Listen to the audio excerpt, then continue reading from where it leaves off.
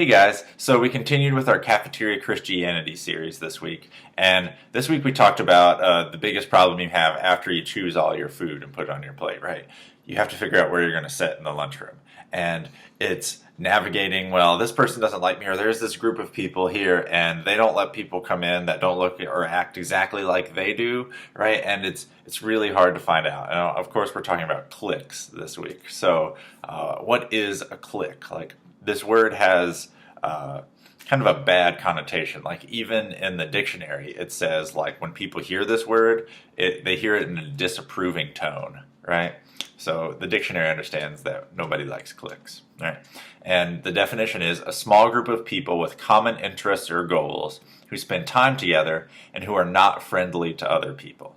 So what I want you to get here is just having a group of friends does not mean you're in a clique, but it becomes bad when you are all focused around something, and also when you exclude other people, and you do it so you can kind of gain your own popularity or control something, right? Like, that's not a good thing. It stinks at school. All of us have gone through it. Somebody doesn't like us because of the way we look, because of the way we talk, because of the kind of music we listen to, or the kind of books we like, or the fact that we like school and we're really bad at sports, or whatever it might be, right? Like, we've all felt rejected by a group of people because they want to stay tight-knit and close together, right? And we all know how bad that feels. Every single one of us, no matter who you are, you felt it at some point. And the reason we're talking about this tonight is because it's not just cliques that happen at school, right? They happen even when you grow up. They happen in the business world. They happen when you get jobs. The really sad thing is they happen in churches, right? And of all places, that should not be the place, right? A lot of people get into groups of churches, and then sometimes it's kind of small, and it's hard for people to break into those small groups, right? Like, people have to really want to. Like, it's hard enough to try and understand the idea of who Jesus was. You know, this guy who lived 2,000 years ago, he died for my sins, like, and God works through them. Like, it's really hard for people to grasp that, nonetheless try and break into a social club, right? Christianity should not be that.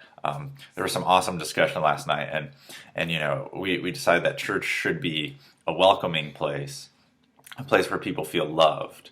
And if we're cliquish as a church, as a youth group in the slightest, we won't be able to do that, right? People won't feel loved because they'll feel like they're not accepted into our group. And if we are supposed to be people that love God, if we don't love them, they'll be like, well, God can't love me. Or if that's the kind of God they serve, where you have to act and be a certain way so people like you, like, I don't want anything to do with it, right? I mean, I've seen it happen in my own life, you know, people that have been hurt by church like that because people said, you have to be this way, you have to look this way, you have to do this certain stuff. And they see that and they say, well, I'm none of that, so God obviously can't love me, or that's not real. And they walk away from the church. And when they walk away from the church, they're walking away from Jesus, right? Church can either do awesome stuff to bring people into a relationship with God, or they can do bad things that send people away from a relationship with God. And we never, ever, ever want to do that. So we're going to look at a couple Bible verses here. From Galatians chapter 5, verse 20, Paul writes, he says, it's obvious what kind of life develops from trying to get your own way all the time, right? And then he goes through and talks about how it brings bad relationships. It brings a bunch of emotional and mental garbage, crazy grabs for happiness. It says trinket gods here in the Message version, meaning little things that you think are the most important thing, but they're not at all, and they won't give you what you want. And the last part is the really big part for me. The feeling that everyone else is wrong except for those in your own little group. All right, we can think that. We can think we have the right exact way to do things, and the way we are is the way everyone else should be. And guess what?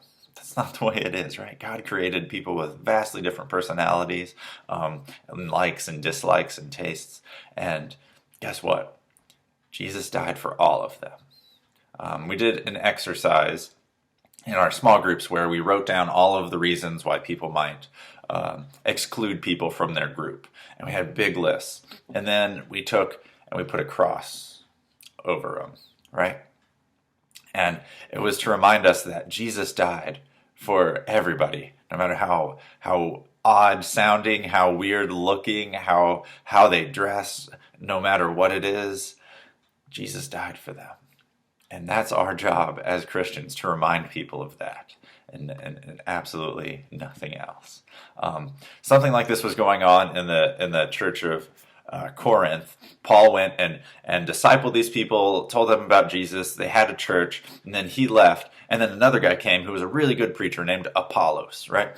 And then some people kind of broke off and said, well, we just really love Apollos' teaching. And they were starting fights and doing weird things and kind of cliquish stuff with other people. And then some people are like, well, we really like Paul. And Paul hears about this and he's like, oh my gosh, guys, it's about Jesus. It doesn't matter who you like talking better. It really doesn't matter, right? And he goes and writes this in 1 Corinthians chapter 3, verse 3. He says, for you are still only baby Christians, controlled by your own desires, not God's. You are jealous of one another and divide up into quarreling groups. Doesn't that prove that you're still babies trying to get your own way? Paul's just calling them babies. He's like, this is not the way to act, right? In fact, you're acting like people who don't belong to the Lord at all, right? He's saying you're sending this terrible message that it's about the stuff that you like, and it's about, you being with groups of people that agree with you. And he's like, it's not it, man. It's not it, right? We talked about last week the orthodoxy, the stuff that we have to believe. If we believe that Jesus died for our sins, that he came back to life, that he really was the Son of God, and that he offers that relationship, that chance for forgiveness to everyone if they accept it, then that's a really good place to start, right? And he's like, then the rest of the stuff we can work on and we can talk about. But remember, don't let anyone feel like they're not welcome into our church or any other church because you have to be a certain way, right? We don't want that, because we want everyone to know the love of Jesus, no matter what. He died for them and he rose for them, right? So they can have forgiveness and a relationship with their Creator for eternity. It's an amazing chance we have, and we don't want to be sucked into the way our world works. We want to show them how God's kingdom looks. Love you guys. Have an awesome day.